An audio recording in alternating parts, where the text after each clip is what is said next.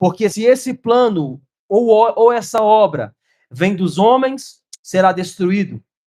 Mas se vem de Deus, vocês não poderão destruí-los e correrão risco de estarem lutando contra Deus.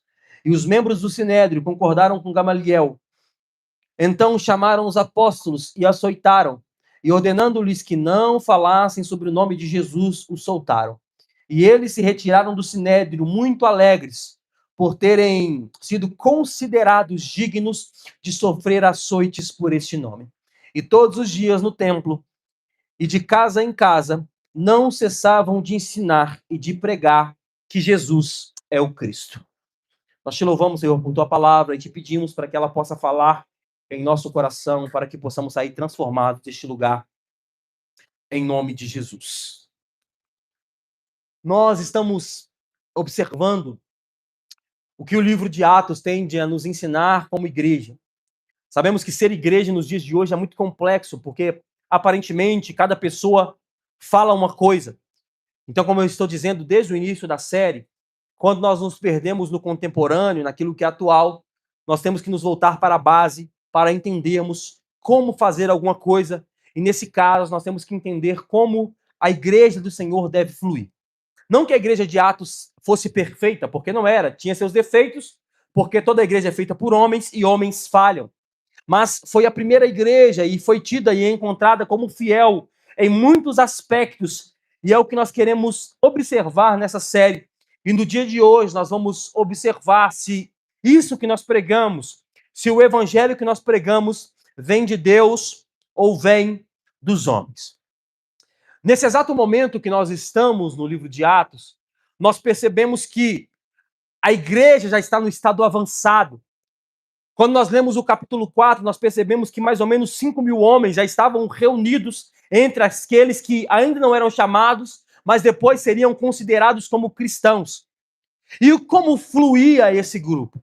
Algumas pessoas queriam matar esses grupos de pessoas para que essa mensagem não fosse um pouco mais à frente. Outras pessoas estavam se juntando a eles, mas existiam outras pessoas que estavam com medo daquilo que eles estavam fazendo. Porque se nós lermos no capítulo 5, a partir do versículo 1, nós vemos a história de Ananias e Safira, que morreram apenas pelo fato de terem mentido pelo Espírito Santo. Imagine a notícia chegando na família, nos amigos de Ananias e Safira, que foram nos pés dos apóstolos ofertar, e quando chegaram lá, eles mentiram para o Espírito Santo, e por causa dessa mentira, eles morreram. Imagina como essa notícia bateu na família, nos amigos deles. Portanto, muitas pessoas estavam com medo da forma que o Espírito Santo estava agindo no meio do seu povo. E ainda, porém, o crescimento da igreja não parava. O medo das pessoas era real. A perseguição com as pessoas era real. Mas isso não impedia o crescimento da igreja, nem os milagres vindos da parte do Senhor. Se nós vermos o livro de Atos, nós vamos ver muitos milagres, muitos momentos em que os apóstolos foram salvos de forma milagrosa. E, por exemplo, Pedro, que era um dos mais eminentes e expoentes deste momento da igreja, ele era usado de forma sobrenatural. Por exemplo, já tinha sido usado para curar um coxo na porta do templo, juntamente com João. Pedro também já havia sido usado para decretar a morte de Ananias e Safira. E agora, neste momento, Pedro estava sendo usado para curar muitas pessoas. Um dos mais eminentes pregadores, apóstolos dos tempos pós-Cristo. Ele não apenas orava para curar, mas ele estava sendo usado de forma sobrenatural para curar pessoas. O que nós lemos no texto é que as pessoas traziam os seus doentes e eles colocavam nos leitos, nas macas ao redor de Pedro, para que quando Pedro passasse, essas pessoas pudessem ser curadas e até libertas pelos espíritos maus que as possuía. E isso acontecia com muita naturalidade. Por quê? Porque o Espírito Santo queria agir de forma sobrenatural. Hoje nós vemos muitas pessoas por aí dizendo que podem fazer, que vão fazer e que conseguem fazer, mas muitos deles são charlatões da fé, porque na hora que está valendo, não conseguem fazer nada. Algumas igrejas, alguns anos atrás, saíam até algumas notícias dizendo que as pessoas eram pagas para falar que estavam doentes de alguma coisa. E aí, quando elas chegavam na igreja, o pastor supostamente orava e essa pessoa supostamente era curada. E aí desmentiram, pegando a imagem da pessoa numa igreja com uma doença, e aí depois pegava a imagem dessa pessoa em outra igreja com outra doença, e os pastores orando para que essas pessoas pudessem ser curadas, dizendo, é tudo fraude, não existe o que vocês estão fazendo. Mas no tempo dos apóstolos, isso era normal, era natural. As pessoas eram colocadas sobre macas, e o apóstolo Pedro passava e essas pessoas eram curadas, mostrando o poder que o Espírito tem quando ele quer usar alguém para curar outra pessoa. Não é que eu não creio em cura. Não é que eu não creio que Deus não possa curar. Eu creio que Deus pode curar. Eu já disse aqui algumas vezes que eu já vi com os meus olhos pessoas vomitando câncer dentro de igreja. Eu creio. Eu creio que ele pode curar. Mas eu não creio de pessoas que falam que eles podem fazer, dizendo que só a igreja dele pode. Por quê? Porque quem faz a obra da forma que quer, aonde quer, do jeito que quer, é o Espírito Santo. E ele fazia com Pedro. Pedro passava e a sua sombra era o suficiente para curar as pessoas que estavam ao seu redor. Qual que era o problema? O problema é que isso despertava inveja e ódio no coração dos seus e dos sacerdotes. E o que nós lemos aqui é que, mais uma vez, Pedro e os apóstolos foram presos. Porque estavam roubando? Não. Porque estavam praticando um crime? Não. Porque estavam anunciando o nome de Jesus. Pegaram a Pedro e os apóstolos e os prenderam. Porém que dessa vez, os apóstolos e Pedro saíram antes da audiência de custódia. Antes que os sacerdotes pudessem chamar para que o pudessem julgar, a Bíblia diz que de uma forma sobrenatural, um anjo os liberta da prisão, sem abrir o cadeado. Olha o que a Bíblia diz, olha como o Espírito Santo agia no tempo de Atos. O anjo veio e os tirou da prisão, passando pelos guardas, passando pelos portões, pelos cadeados, sem nem abrir os cadeados, e eles saíram de lá. E eles fugiram para outro estado? Não. E eles fugiram para outro bairro? Não. E eles se esconderam dentro de casa? Não. O que a Bíblia diz que depois da sua libertação, eles foram para o templo para pregar. Eles saíram da prisão e foram ao templo para pregar. Nos ensinando que as adversidades, os problemas e até mesmo as perseguições não devem ser uma justificativa para que não apregoemos o nome do Senhor. Eles estavam presos. E após saírem da prisão, ao invés de se esconderem, sabe o que eles fizeram? Foram para o templo para continuar anunciando aquilo que eles já tinham sido proibidos de anunciar, que era o nome de Jesus. E aí sabe o que acontece? Os saduceus, os sacerdotes, ouvem dizer que eles estavam pregando no templo. E aí eles vão correndo para pegar os apóstolos e Pedro para trazer para que eles pudessem ser julgados. Imagina o que se passava na cabeça desses poderosos. Porque eles já tinham alertado, vocês não podem pregar, vocês não podem falar do nome de Jesus. A primeira vez eles falaram, açoitaram, mandaram embora e eles continuaram pregando. E essa já era a segunda prisão e eles continuavam pregando. Talvez o que se passava na cabeça deles é: o que nós vamos fazer para que esses homens possam parar de pregar esse evangelho?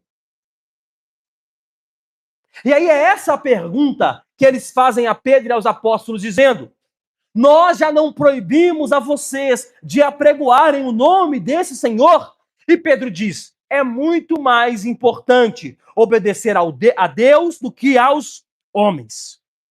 Não importa obedecer o que vocês querem. Não importa obedecer o que vocês mandam. Importa obedecer ao que o nosso Deus nos ordenou. E o que acontece? Essa desobediência gera ira no coração desses homens. E esses homens vão tentar matar a Pedro e os apóstolos. Quando de repente, mais uma vez, aparece o Espírito Santo guiando um homem para que a sua obra pudesse continuar. E o nome desse homem era Gamaliel. E quem é Gamaliel? Um dos mais notáveis homens de sua época. Gamaliel, em sua época, ele e sua família lideravam o judaísmo. Gamaliel era um homem notável, as pessoas o olhavam com admiração. As pessoas olhavam para ele com admiração, entendendo que ele era um grande homem. E aí Gamaliel vem, quando eles estão discutindo, dizendo: nós iremos prender ou nós iremos matar esses homens? Aí a resposta de Gamaliel é: deixem-os ir. Se esse evangelho, se isso que eles estão pregando for dos homens, logo, logo acabará. Mas se isso que eles estão pregando for de Deus, não há como impedir. Se a palavra que eles estão pregando é de um homem qualquer, como outros que já se levantaram para proibir, para dizer aquilo que eles queriam dizer, daqui a pouco, como ele já morreu, daqui a pouco isso acaba. Mas se for de Deus, nós não poderemos impedir esses homens de pregar. E aí o resumo: eles apanham, são açoitados, mas voltam para casa, glorificando e dizendo que o Senhor os livrou do açoite, mas eles foram dignos de sofrer por causa do nome de Jesus. E isso nos ensina algumas coisas. A primeira coisa que nós podemos aprender é que o crescimento da igreja não pode ser impedido. Olha só o que diz o versículo 14 de Atos 5. E aumentava sempre mais o número de crentes no Senhor, uma multidão de homens e de mulheres. O crescimento da igreja não pode ser impedido. Mesmo com prisão, mesmo com perseguição, mesmo com ameaças, a palavra de Deus continua avançando. Preste muita atenção no que eu vou te dizer. Hoje, existem aproximadamente 380 milhões de pessoas que se dizem cristãs, que são perseguidas por todo mundo. No Irã, por exemplo, que é apontado como um dos países que perseguem cristãos, o movimento das igrejas domésticas é considerado um dos movimentos que mais crescem no mundo. Mesmo alguns cristãos convertidos ao islamismo, sendo presos e, em alguns casos, condenados à morte. Eram islâmicos, se converteram e depois da conversão são condenados à morte, mas ainda assim a igreja não para de crescer por causa de perseguição, por causa de prisão ou por causa de morte. Na China, os cristãos continuam se reunindo nas casas ou por meio de plataformas para escapar da vigilância do governo, e ainda assim eles continuam crescendo. Outros países perseguidos também, como a Índia, o relatório diz que aproximadamente 1.100 cristãos foram expulsos das suas casas no ano de 2025, porque se converteram ao evangelho e foram expulsos da sua casa, foram ameaçados de forma física, foram ameaçados de forma psicológica, mas ainda assim a igreja nos países perseguidos continuam crescendo. Ao todo, mais de 22 países têm sofrido uma perseguição ferrenha. Hoje, nos dias de hoje, morrem mais pessoas por causa do evangelho do que no pior dia de perseguição no Império Romano por Nero à igreja. Hoje, muitas pessoas morrem de perseguição contra a igreja de Jesus. Durante a história, muitas pessoas morreram porque houve perseguição contra a igreja de Jesus. Todos os apóstolos, exceto João, que não morreu martirizado, morreram por causa da perseguição por causa do nome de Jesus. Mas ainda assim, nenhuma dessas perseguições, nenhuma morte, nenhuma prisão foi capaz de parar o crescimento da igreja de Jesus. Presta atenção no que eu vou te dizer. O avanço do evangelho depende apenas da ação de Deus e não de circunstâncias favoráveis. Então não importa se vão nos perseguir. Por exemplo, no Brasil não existe perseguição cristã escancarada. Hoje, se você vê rede social, por exemplo, pessoas podem falar mal aqui. Hoje está um pouco mais aberto, então as pessoas dizem, esses cristãos também, pelo amor de Deus, são chatos demais. Talvez, se liberasse uma perseguição, poderia começar. Mas hoje não. Nós reunimos publicamente. Você posta no seu status de WhatsApp, no seu stories de Instagram, que vai ter culto. Tá tudo bem. Você sai de casa com a Bíblia. Estamos liberados ainda para adorar ao Senhor. Mas o que eu quero dizer é o seguinte. Ainda que ano que vem, daqui a 10 anos, daqui a 20 anos, daqui a 30 anos, possa começar uma perseguição no Brasil contra igrejas cristãs, o avanço da igreja de Jesus não vai parar, porque a situação vai ser desfavorável. Nos países perseguidos, as pessoas morrem por amor de Jesus. Nos países perseguidos, as pessoas são presas por amor de Jesus. Por quê? Porque nós entendemos que a causa que nós estamos pregando aqui, essa vida é passageira. E quando alguém nos mata por amor de Jesus, eles não entendem que eles estão só nos aproximando daquilo que nós estamos pregando. Então a pergunta que pode fluir é, nós temos medo da morte? Talvez, por causa do entendimento de que a morte é algo pesado demais. Mas o entendimento do cristão é, se quiserem me matar por amor ao evangelho, eu estou pronto. Por quê? Me matam hoje e amanhã, e hoje mesmo, melhor dizendo, eu vou abrir os meus olhos ao lado do meu Senhor. Acabem com minha vida hoje. Tirem a minha vida hoje. E hoje mesmo eu estarei abrindo os meus olhos ao lado do meu Senhor.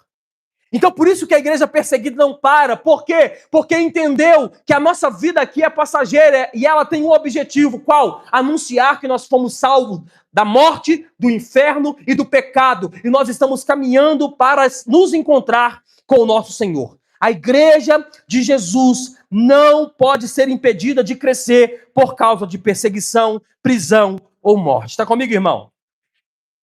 Segunda coisa que nós podemos aprender com a prisão e com a vida dos apóstolos é que Deus abre portas aonde ninguém pode fechar. Olha só o que diz o versículo 17 ao versículo 20 de Atos 5. Levantando-se, porém, o sumo sacerdote e todos os que estavam com ele, isso é, o partido dos saduceus, ficaram com muita inveja e prenderam os apóstolos e os recolheram à prisão pública. Mas de noite um anjo do Senhor abriu as portas da prisão, os levando para fora e lhes disse: vão ao templo e digam ao povo todas as palavras desta vida. Deus abre porta aonde ninguém pode fechar. Parece frase coach, mas não é, irmão. Deus continua abrindo portas aonde ninguém pode fechar. Os homens fecharam a prisão, mas Deus abriu. Os homens fecharam os apóstolos em uma prisão, mas Deus os tirou de lá. O que nos ensina que quando se trata da missão de Deus, nenhum homem pode ter o controle. Quando se trata da missão de Deus, quando se trata de fazer a missão de Deus, não existe nenhum homem que tenha o controle. Esses homens sabiam o que iriam passar. O mestre deles, Jesus, havia morrido há pouco tempo na frente deles. O livro de Atos, no capítulo 1, Jesus os chama para ser testemunhas, ou seja, mártires. Eles sabiam o que estavam aguardando. A prisão já era esperada. E eles estavam prontos para morrer. Mas naquele momento, Deus quis mostrar o seu poder e livrá-los da prisão, mostrando que homem nenhum pode fechar uma porta que Deus tem o poder de abrir. Às vezes nós usamos isso quando se trata da vida normal.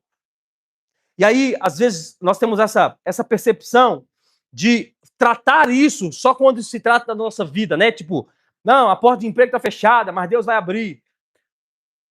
A vida financeira está fechada, mas Deus... Nós temos, às vezes, a percepção de tratar isso só quando se trata de coisas mundanas aqui, mundanas no sentido do mundo. Mas nós não tratamos isso com tanta seriedade quando se trata de algo, de coisas espirituais. Homens presos, anjos aparecem e abrem portas, passando por seguranças e vigias, sem ninguém perceber. Quando se trata de Deus, não há um homem que tenha o controle de alguma coisa. Aí abre essas aspas comigo, que às vezes nós temos a percepção e o entendimento falso de que em algum momento da nossa vida, Deus perdeu o controle sobre alguma coisa. Não sei se é assim com você, mas é assim comigo. Às vezes nós temos a percepção de que Deus não está sob o controle de todas as coisas. Porque aconteceu algum problema, ou com a família, ou conosco, que parece que nós estamos descontrolados e por isso Deus perdeu o controle. Mas o que nós aprendemos é que, ainda que fossem coisas muito difíceis de fazer, ainda que sejam coisas que parecem ser impossíveis ao ser humano, Deus não perdeu o controle. É quando o anjo aparece para Isabel, lá, a prima de Maria, e a Zacarias para que nascesse João Batista, e ela já estava velha de idade, perguntando como que pode isso? Aí Lucas 1,37 diz, porque para Deus não há nada impossível. Deus não perdeu o controle. Não importa se seja prisão, não importa se seja alguma coisa em nossas vidas, o entendimento que nós devemos ter é que tudo está no controle das mãos do Criador de todas as coisas. Tá comigo, irmão? Terceira coisa que nós podemos aprender com esse texto. A obediência de Deus, a obediência a Deus deve ser absoluta. Olha só o que diz o versículo 29. Então Pedro e os demais apóstolos afirmaram: é mais importante obedecer a Deus do que aos homens. Presta atenção no que eu vou te dizer. A autoridade humana deve ser respeitada, sim, mas nunca colocada acima da vontade revelada de Deus. Quando se trata da vontade de Deus, não existe a possibilidade de não obedecermos a Ele. Então os homens não podem nos impedir de falarmos o nome de Jesus. Porque fizeram isso com os apóstolos dizendo, não falem mais o nome de Jesus. Aí quando eles vão confrontar Pedro, Pedro diz, eu obedeço a Deus. É muito mais importante a mim obedecer a Deus do que obedecer aos homens. É muito mais importante obedecer aquilo que Deus diz do que aquilo que os homens dizem. O que nos ensina é que aonde o nome de Jesus não é bem-vindo, nós também não podemos ser bem-vindos. Sabe aquela questão assim do... Eu fui convidado para algum lugar, mas a minha esposa não foi, ou meu marido não foi. Dizendo, vem você, mas o seu marido, a sua esposa, os seus filhos não podem ir. Aí tem essa fala do, aonde fulano de tal não pode ir, eu também não vou. É a mesma coisa. Aonde o nome de Jesus não é bem-vindo, aonde profanam o nome de Jesus, aonde dizem, você não pode falar do nome daquele que te salvou aqui dentro. Aonde o nome de Jesus não é bem-vindo, nós também não somos bem-vindos. E aqui eu não estou dizendo para que você chegue no seu trabalho amanhã, arrume uma caixa de alguma coisa, suba em cima e abra uma Bíblia para pregar. Não estou dizendo isso não. Por quê? Porque, como eu sempre digo, no seu trabalho você é pago para trabalhar. Então, no seu trabalho, a sua vida é que conta. Porém, uma vez que for proibido de manifestar o nome de Jesus, dizendo, você não pode falar do nome desse homem aqui de forma alguma, seja na escola, seja na faculdade, seja no trabalho, seja na família, na casa de parente, se nós não pudermos falar sobre o nome de Jesus quando for necessário, nós não seremos bem-vindos neste lugar. Se o local for proibido de falar do nome do Salvador, nós não podemos ser recebidos também. Por quê? Porque a nossa obediência não é o que os homens dizem, Mas a nossa obediência é sim aquilo que o Senhor nos chamou para fazer. E o que o Senhor nos chamou para fazer? Sermos testemunhas, manifestarmos a sua graça, o seu amor e as suas misericórdias. É o que Jesus diz lá em Marcos 16, que em Mateus, lá é o id, né? Mateus 28 é id por todo mundo. Em Marcos, na tradução King James, diz e ide por todo mundo, indo por todo mundo. Ou seja, enquanto estivermos no caminho, enquanto estivermos direcionados, enquanto estivermos indo fazer alguma coisa, falem sobre o nome de Jesus. Manifestem o nome de Jesus. Fale quem Jesus é. Fale que Jesus pode libertar vidas. Já parou para pensar que quando alguém desabafa com você, talvez o que essa pessoa está esperando de você não é um conselho, é uma saída, e talvez essa saída seja Cristo? Minha família está ruim, meu trabalho está ruim, minha escola está ruim, faculdade está ruim, amigos está ruim. Talvez o que essa pessoa esteja esperando não é um conselho sábio. Talvez o que essa pessoa esteja esperando é o que nós cantamos aqui agora. Conheci um grande amigo. Eu conheço alguém que pode transformar a sua vida. Eu conheço alguém que pode transformar e dar uma mudança de 180 graus na sua vida. Está indo para um lado, vai para o outro. Eu conheço alguém que pode transformar a sua vida, sua casa, sua família, seus negócios, sua vida financeira, sua vida emocional. Quem? Aquele mesmo que me salvou. Aquele que transformou a minha vida. Jesus Cristo de Nazaré. Se o nome de Jesus não for bem-vindo, nós também não somos. Quarto ponto. Jesus continua governando. Olha só o que diz o versículo 30 e 31. O Deus de nossos pais ressuscitou Jesus, a quem vocês mataram, pendurando-lo no madeiro. Deus, porém, com sua mão direita, o exaltou a príncipe e salvador, a fim de conceber a Israel o arrependimento e a remissão de pecados. Os judeus pensaram que mataram o nosso Senhor. E esse era o discurso dos apóstolos. Qual que era o discurso? Vocês o crucificaram, mas ele não está morto. Vocês o mataram, pregaram no madeiro, mas ele não está morto. Aí eu estava escrevendo o sermão e pensando. Nós falamos sobre isso na série Jesus. Mas existia uma certa facilidade em provar que Jesus estava morto. Qual que era? O túmulo. Dizendo, ele está morto. Vá lá no túmulo, ele está lá. Vai lá no túmulo que vocês vão ver, ele continua lá.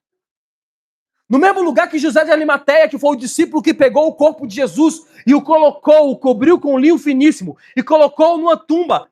Porque José era rico, José de Arimateia era rico, então ele tinha o poder de ter o túmulo aberto em uma pedra. Porque se fosse pelos discípulos de Jesus que estavam catando latinha, ele seria enterrado. Mas como José de Arimateia pegou o corpo de Jesus e o colocou sobre esse sepulcro, era fácil constatar a morte. Qual? Ele está lá. Vai lá e vocês vão ver que ele está lá. Aí os discípulos dizem, vocês o crucificaram. Vocês o mataram. Mas ele não está morto. Por quê? Porque ele não está no túmulo. Tem uma analogia, uma frase de alguém que eu não sei quem é, que é muito usada por aí, dizendo, vá até o túmulo de Maomé e ele está lá. Vá ao túmulo de grandes homens e grandes mulheres que passaram por essa terra e eles estão lá.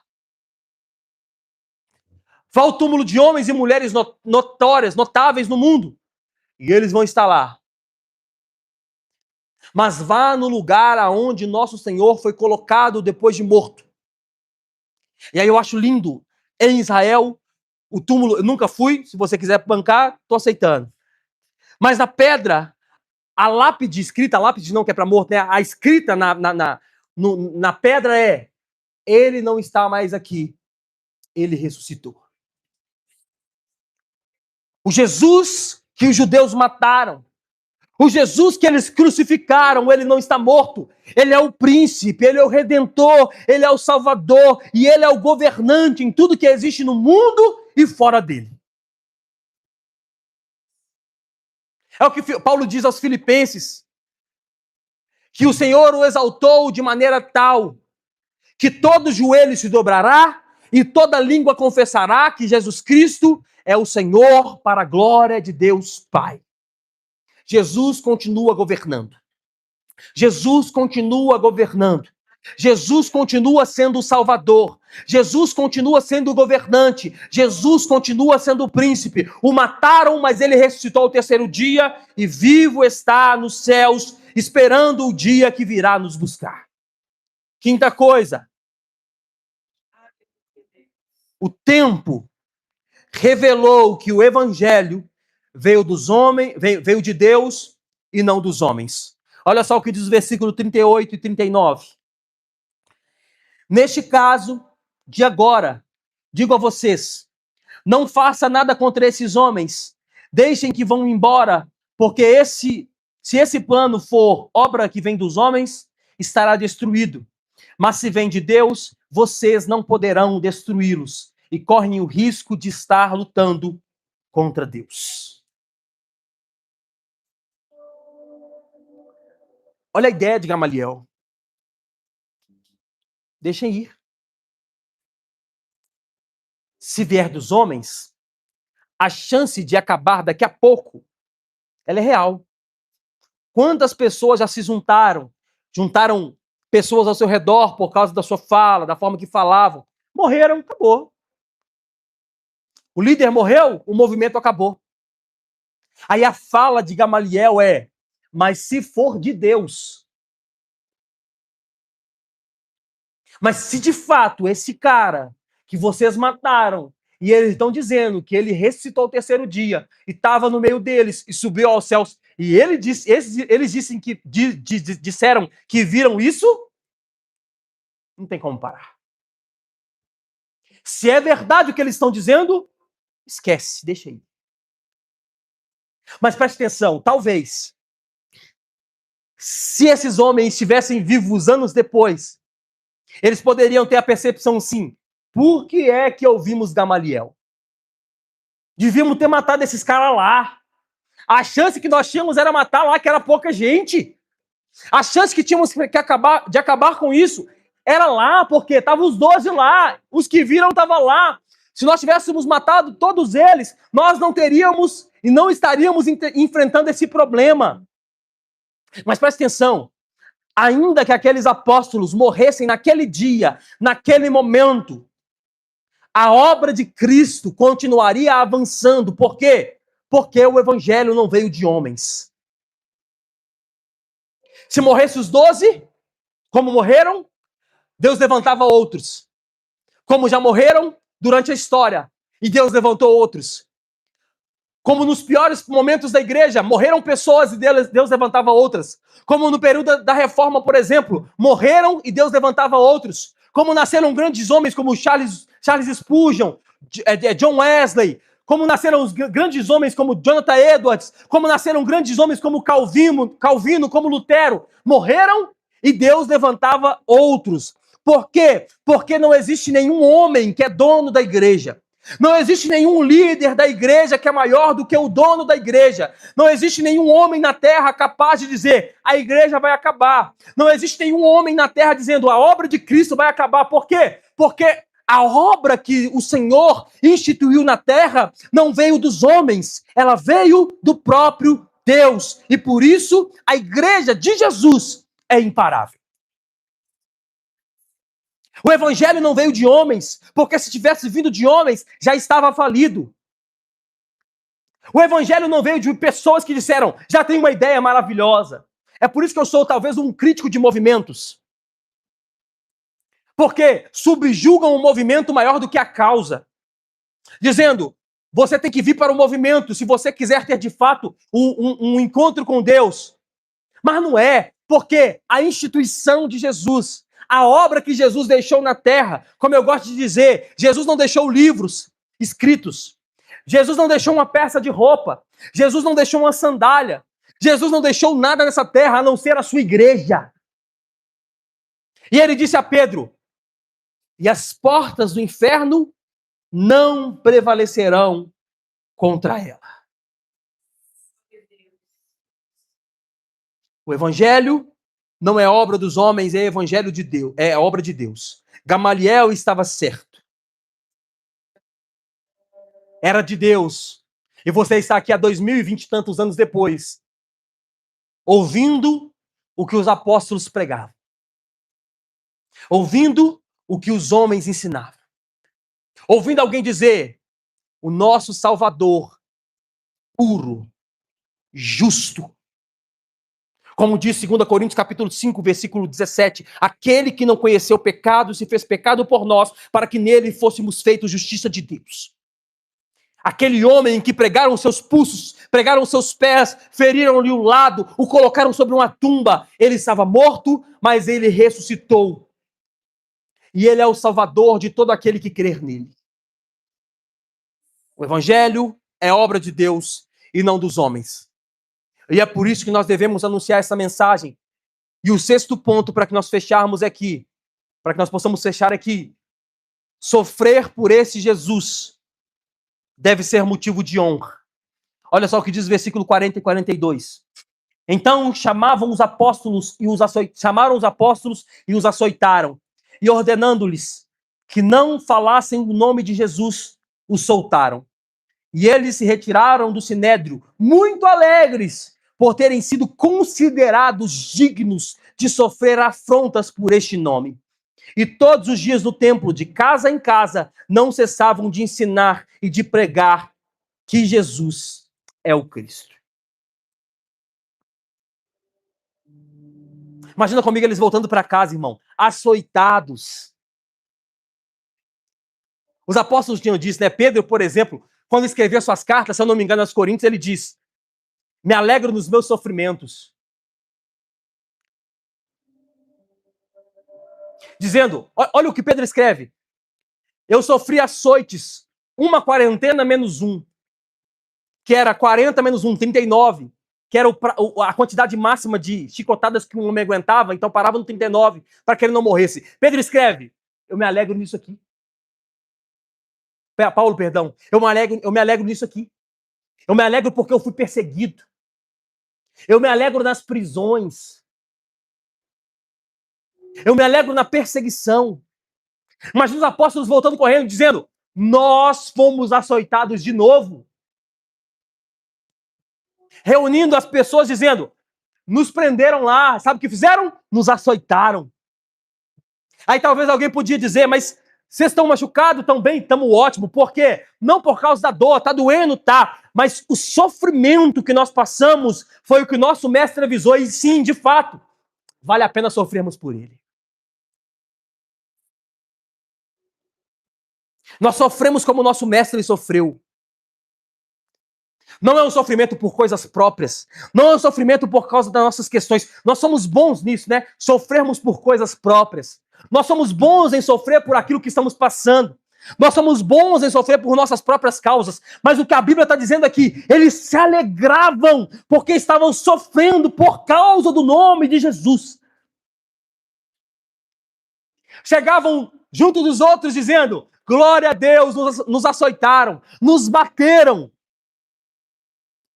Nos prenderam à noite, foi um anjo lá e nos soltaram, e agora nós estamos aqui manifestando que Jesus vive e nós estamos sofrendo por causa dele. E aqui fica a pergunta final para nós.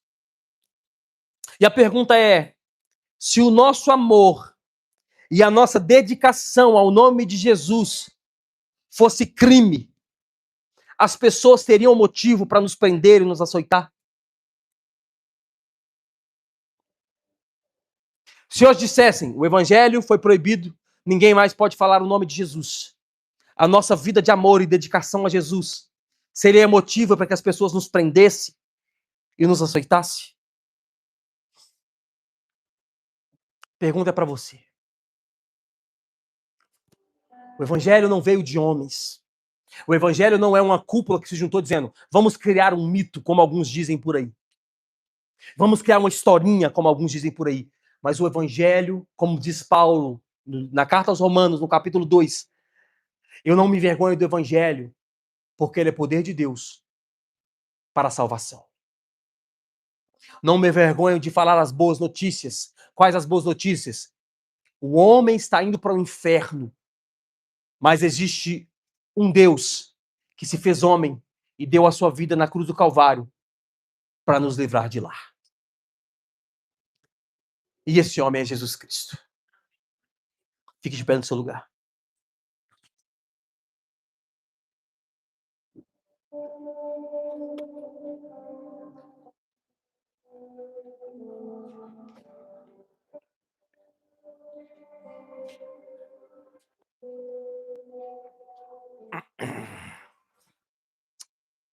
O evangelho não vem dos homens.